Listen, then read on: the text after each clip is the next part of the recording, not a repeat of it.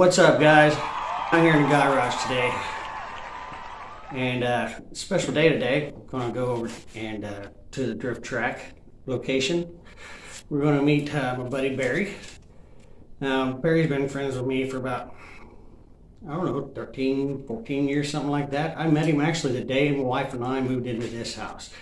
His band had been looking for a drummer and heard that I played drums and wanted me to come and audition for them, so I did, and I spent about from 2010 till 2015, 2016, somewhere around there, playing drums for him and his band. And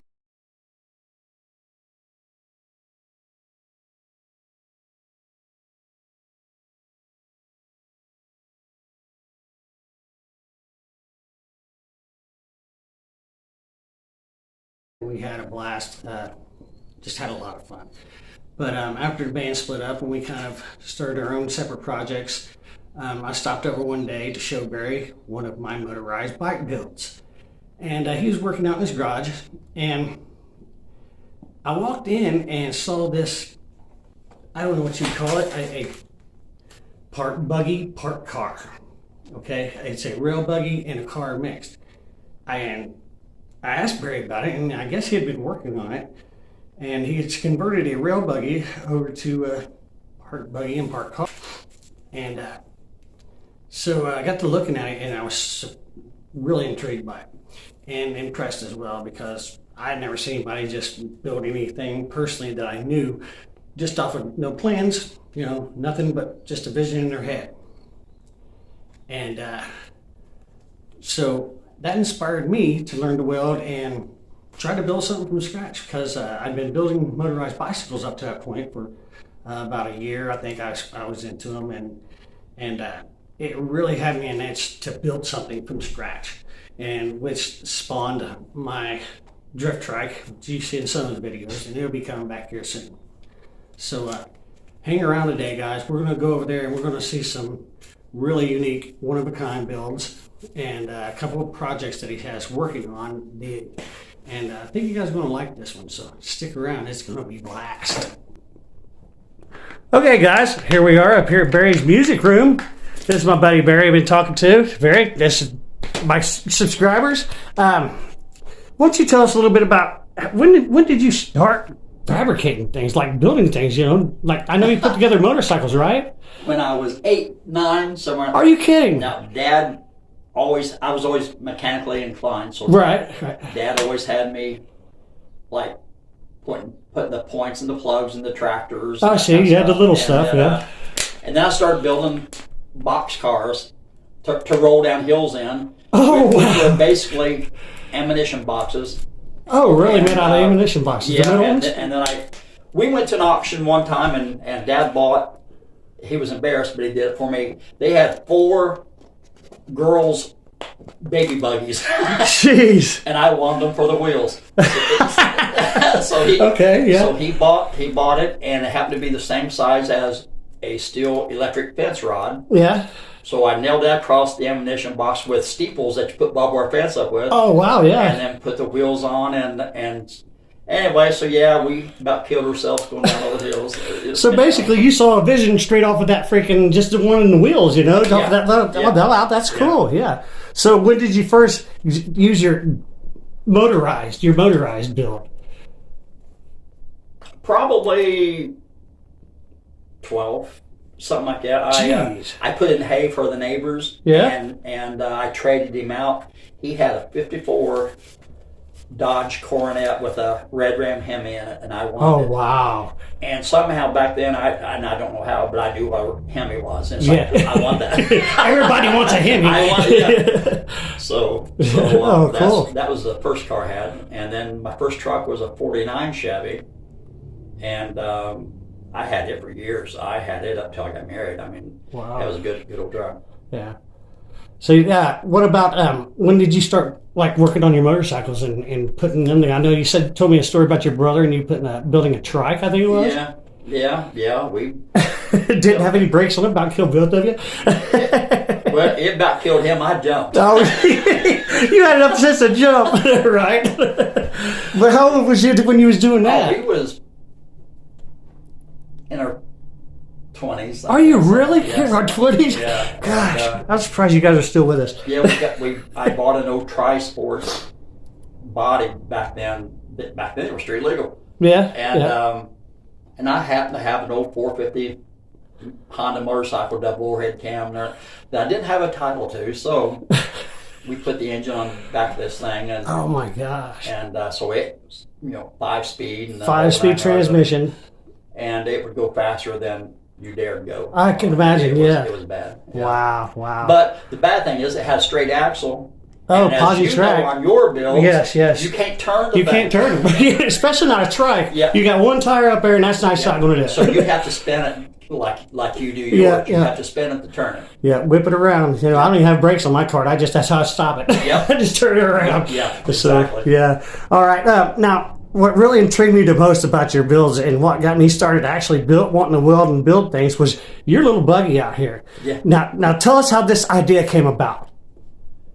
Well, it evolved. I can see that. It evolved. So it started out as a rail buggy, right? Like a sand rail, Yeah, a rail it buggy. started off as a rail buggy with a traditional VW engine. VW engine, Right. transmission stuff. And in my opinion, you have one up that build tremendously going with the, what was it, a Toyota Corolla? It's a Toyota Corolla. Toyota Corolla. Now, how you can't get any more, bomb-proof than a Toyota. You can just run them they engines run- forever. they run crazy. So I think you have actually upgraded this design Yeah. by doing this to it. So go ahead with the I think Volkswagen engines, across the board. I'm not saying right. Nothing to put them down. but right? they get like 80 horsepower. I'm not saying you can't soup them up because you can. Right. But stock, I think they're somewhere around 80 if I remember right. Right. And I think the Corolla engine's like 160 and it's fuel injected. Fuel injection. Yeah. What And, year is it? Yeah, so What- it's 2005. 2005 Corolla. And this lady rear-ended somebody and it tore the front of the car up, and it bent the frame right down a little bit.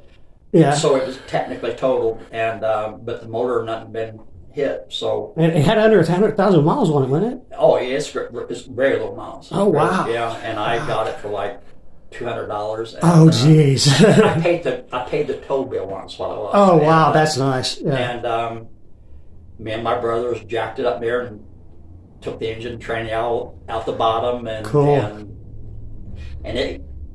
So then I cut the back end off of what was the rail buggy and Right.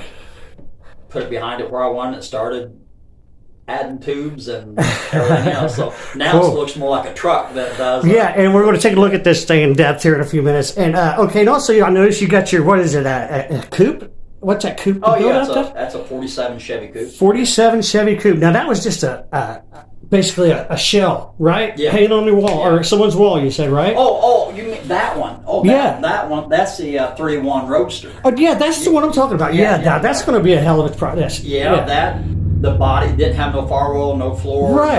and Yeah. it was hanging on a guy's wall in his garage. And, just a body, basically. just the body. Yeah. And so I framed it and put a 350 with a 350 turbo in it just to mock it up so I could Right. weld in the motor mounts and all that kind of Yeah, stuff. get everything where it's supposed to be. Yeah. Yeah. Well, now I took the old rear end. It's got a Chevrolet 10-point posit in it. Was what was in it, Mm-hmm. and I just didn't think I was strong enough for what I intend on putting in it. So I tore it out, and I just cut me down a Ford 9-inch rear end, and getting it back to length and knit back together so it'll have a lot stronger rear end than it's a positive traction. Rear end. What engine are you planning on putting on that in that engine training? Well, it has changed. When I first got it, I wanted a flathead Ford V8 in it, just for nostalgia cool. reason, Right. because it's flatheads as are cool. Yeah, it's as old as I am, and but I couldn't find a flathead Ford V8 at the time, so then I went with a small block Chevy, and so now I've got options of a 350 or a 327 or a 283 because I have them all set in over there. Hell yeah. And, obviously, 350 would be more powerful. Yeah. But again, old school. When I was growing up, we had the 283s and the 327. Yeah. Now the 350 is probably going to outrun those two. But I do most of my builds for nostalgic reasons. It's either something I had when I was growing up, Right. wanted when I was growing up, Right. and, so it may not be the fastest. It's what I want. Right. Yeah, So, I agree. Yeah. Yeah. So, when are you self-taught, Willie? Did you ever have to take classes or anything? Well, I welded for 15 years at Hillenbrand's. And, Oh, okay. So you did it for a living there for a I'm while. a certified welder. I can. I see. Yeah, I can That's why your raise- stuff turns out so much better than mine. Well, the thing is, you've caught on really, really quick. Just for absolute. I've been at it for almost a year now. You've done good. But the main thing with welding is seriously is preparation. Man, if Oh, you I've got noticed at least that. a little bit of paint or at least a bit of rust, Yes. it won't weld right. So It'll booger up and ball up Yeah. and everything. Yeah. Yep. So yep. you need to clean really good. But no, I can solder and braze and MIG, TIG, and Hilliard. Wow. But I've never welded aluminum. I've welded stainless steel, Huh. but I need a special spool on my welder to weld aluminum, and I don't have that. So Is it like the wire that goes into it? The weld would probably have to be aluminum, right? Yeah, yeah. So I guess it would be. Yeah. so I've never done that, but I can weld just about anything else. I've noticed that. Yeah, when we worked together or played music together, I had no clue the guy had that kind of skill, man. until that day I showed you my bike and I walked in and seen this creation in front of me. I'm like, what is this? But yeah, that really impressed me on that. Well, I like the chopper that I built was one of my first, I want to say, pro creations. So- Yeah. And then the cars came after that. But Yeah. But, The thing is, them damn car builds, they're expensive, ain't they? they are, and that's why I've got so many of them going at one time. Oh, yeah. And the reason why is because I've got my 47 Chevy Coupe, I got my 31 Roadster, the rail buggy, I've got a Baja buggy. Oh, yeah, I forgot about that. And a three-wheeler trike that I'm working on all one time. Yeah. And as parts come in, like say, hey, I've got this engine for sale real cheap if you want it. Even though I'm not working on that project now, I know where it's going to go, so I'll go ahead and get it. Right. And so as parts Yeah. come in, I'll switch from this project to this project Yeah. to this project. Yeah, I see what you're saying. Yeah. It takes a lot longer that way, but I get better prices on parts that way. Yeah, and you find got it- to, you know? Yeah, you Yeah. find a deal on some of, hey man, I'll take $50 for this. Then Yeah. So And that's one of the things I really like about the way your style of building and stuff is, you're not going for the most expensive parts. Do you do things I'm a what right. everyday guy can do in his garage, and that's what I really like about it. It's not really a budget build per se, but it kind of is in a way. it is, well, I'm a rat rodder from way back. Yeah, and you're also kind of self-reliant as far as you'll make your parts and stuff you have need, to, man. yeah. And That's what we had to do on the farm. If something broke, you ad-libbed and find something to yeah, fix it. improvise, figure it out. Yeah. Yeah. And that's a lot of it. I noticed just in the year of building my little builds I do is, just because it looks right in your head don't mean it's going to work when you start doing Right, it. So right. you got to be ready to change on the fly. And so I'd like to go down there and take a look at some of your projects if you don't mind. Let's go. Yeah. Show us around down there. All righty, let's go. Okay, here we are with the rail buggy build. And you can see right there's the Toyota steering wheel. Now, I don't know if you guys can see all the details that this man has put in it, and it's work. Just the wiring alone is just ungodly.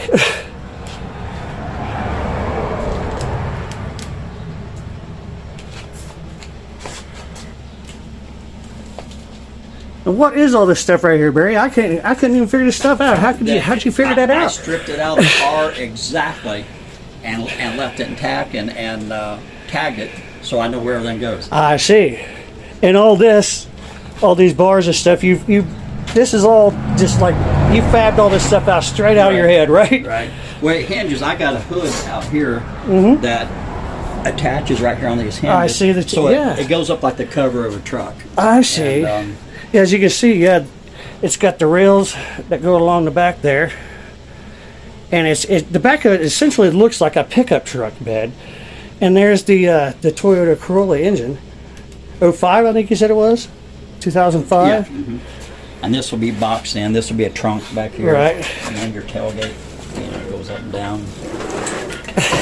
There's the tailgate for it, and down there, I mean, you've got the struts and strut tower of the front end of the Corolla, and you can see, the CB input shafts down there, or the drive shafts. I mean, it's even got the tie rods are still underneath there, aren't they? Right. Yeah. I left it all intact because undoubtedly when it gets done, it'll have to have a four-wheel alignment. Right, So I right. left them so I could align the rear end. Now, once the alignment on the rear end gets done, then I can fasten it more solid. Right, yeah, and lock it down in place. But everything in this is Toyota, from the the steering wheel, the transmission, the shifter. I mean, there's the Toyota shifter that came out of it. Automatic. So it's going to be automatic transmission, Automatic correct? on the floor, yeah. And it's got a rack and pinion outlet for it. And then I went to the junkyard and got the school bus that sets right here just perfect. Is that way? And Check out his wipers. He's improvised. He's had to make his own wiper here, guys. yeah, I had to cut these down to 16 inches and Wow. And, Let me get a shot of the inside of that. that came out of the Toyota as well. So I've used everything. See, Yeah. he's got the linkage here. Yeah. That is really cool, man. Yeah, if I get pulled over and they say it's not a Toyota, it is. It's just- Yeah. The frame may not be, but everything else is. Right. Yeah. And you can see the old rail buggy suspension on the front. I think is what they used. Yeah, Ain't that what? yeah, yeah. yeah, it's supposed Yeah. to. And this had originally 2 bucket racing seats, right? Ain't Yeah. that what you gave me? Yeah, that's what's on your go-karts. Yeah, one of them's on my trike. Yeah, my drift trike. That's actually what's on the drift trike. That was originally in this. You guys can see down the side there how it started out as a rail buggy, a standard rail buggy, and then Barry's creation starts right about in here. Yeah. Well, none of this was on. None of this. All this is fabricated new, and actually, all this up and over is new because the only thing really? the only thing that's still original on the rail buggy is from here up. Oh, so Yeah. basically, he's talking like from here Yeah. up to there is the only thing that's original from the rail buggy. You had to make all the rest of this. Wow. I hadn't planned on it, but it kept evolving. He kept evolving, he says. It's just going to morph and morph on him. Oh, guys, you just got to see. Yeah, you see all the details and all the things he's had to weld, brace, and wow. There's just so much work in this, Barry. I'm Well, impressed and I with it. learned as go along because I fit my hood and everything here just perfect. Yeah. And then I noticed over time it was catching. It's like, why is it rubbing? And the pressure from these springs Oh, really? was bending these two rails in. Oh, I could see how that would happen. Yeah. It was pushing It was everything pushing. this way. Yeah, it's pushing everything upwards. Yeah. Wow. So I had to put it back where I wanted, and I put a couple braces in here then Right. to hold everything back out. Wow, that's pretty cool. So yeah, it's definitely evolving. Okay, now let's go over here to the. Now here's a really cool build. And I love the front end. Those headlights are just, I don't know, that's just killer. I love it. And here's the one that we was talking about upstairs that originally this body was hanging on someone's garage wall. It was just a hollow shell, basically. I can open that. I think it still opens. Maybe it's locked. Is it locked on you? I'm not sure. Yep, I got locked. Oh, you need a rebel seat back there, buddy. I have considered. Have you really? Yeah. But yeah, I had to weld in all the floor, and because like I said, it didn't have a floor or firewall or nothing, so. Yeah, this is a neat old project here. Dash panel. Did you make that yourself? That whole dash insert? No, actually, that was in when I got it. I don't know why Really? somebody else started. It's just a piece of aluminum. That's what it looks That's like. pocketed in there, which is going to go away. Yeah, you know, yeah, but- yeah. But yeah, I just recently bought the rear ends for it, and their hand over there. So I'm. Yeah, this one's got a ways to go. But man, I mean, the work that you've already done is amazing, though. Like you said, this was just a shell. None of that was in there. Firewall's not in there. You put that in there. And There's my posit unit for it. There, the top was the rear, and I took out of it, and the bottom one you can see is a racing rear end, oh yeah. and so that's going in. I've got super modified stock car shocks on it, just Yeah. all the way around on it, to help support the weight of a V8 in front and everything. Right. So I can adjust these down to however high of a tension I want. Because Yeah. it still has the original springly front end on it. Oh, it does. Yeah, check that out. Wow. And those- Solid leaf spring across the front. And Yep. those shocks are $300 a piece. Wow. So there's $1,200 just in shocks. Wow. Just in shocks. I see that just morphs my bills. My bills are like $300 total. Years.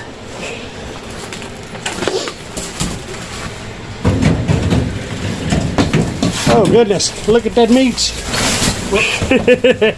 That's a tire that Man. Yeah, that's gonna be tires. Hell yeah, That's buddy. why I wanted that strong rear end. Yeah, you're definitely gonna need it. Let's put that in with it.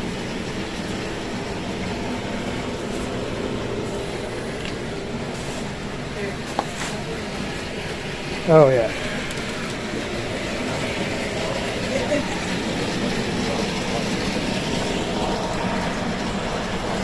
All right, let's go outside, check out the VWs.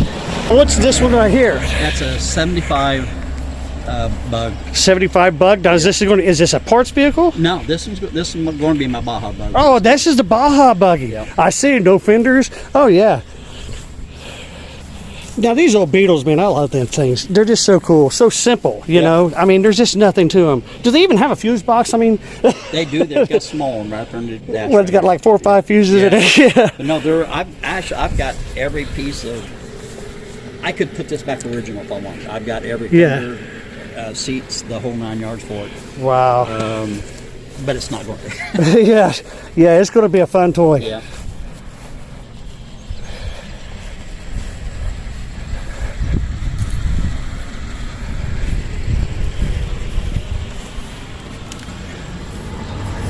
That's pretty cool. The way they run their rear ends like that. Rear engine vehicles. Air cooled. Was that the original master cylinder? Is that what that is? I think that's what it was. I think it's a master cylinder. It's not anymore, no matter what it is. But no, like I said, I've got this van here is stuffed full. That's why I keep the van Yeah. storage. Okay, well, yeah. It's got, That keeps everything out of weather, man. And it's out of the weather, but it's stuffed full Yeah. of VW parts and all kinds of stuff. Cool. All right.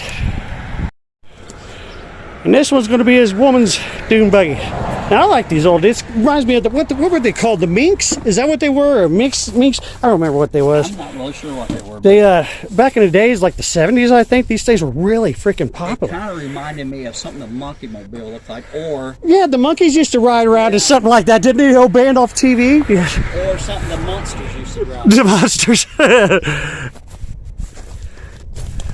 Now this one, what kind of motors is this? Just going to be original VW powertrain in the back? Be a VW car. Yeah, yeah. Now these are so cool. It's so fun. And that top comes on and off, so you can ride it as convertible if you want. Oh yeah. And then, Yeah, see it bolts right on. yeah. And then these studs right here, it goes around here. Mm-hmm. I have covers that come down, so if it rains, Oh yeah. cover yourself. Cover the sides up and stuff. Oh, it's got a little back window. That's neat as hell.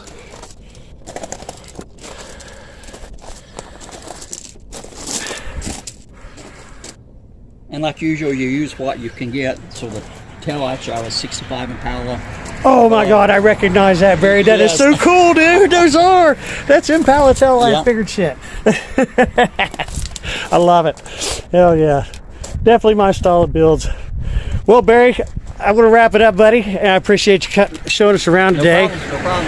And we'll get back with you maybe a little later on, a few months, and we'll see what your updates is on us. Sounds Okay? good. Sound good? And bring yours up as well. You're well. pretty good at building stuff. All right, buddy. All right, guys, that's going to do it for us, and we will see you all at the next video. Take care.